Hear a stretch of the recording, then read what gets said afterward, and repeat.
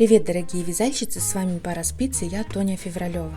Сегодня хочу вам показать, как вязать вот такую вот поперечную косичку. А вы пока подпишитесь на мой канал, поставьте мне класс и напишите какие-нибудь добрые слова в комментариях, мне будет очень приятно. Как вязать эту косичку? Первая петля у нас кромочная, мы ее снимаем.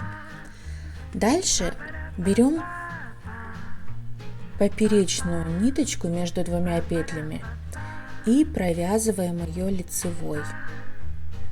Провязали. Провязываем следующую лицевую. Теперь нам нужно поменять местами эти петли. И так мы повторяем до конца ряда. Провязываем лицевой и еще одну петлю лицевой и меняем их местами с наклоном влево.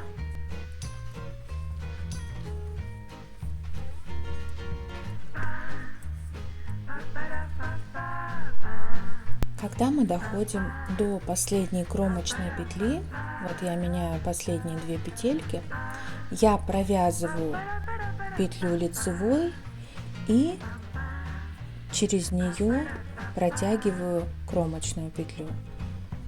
И эту кромочную петлю я еще провязываю изнаночной.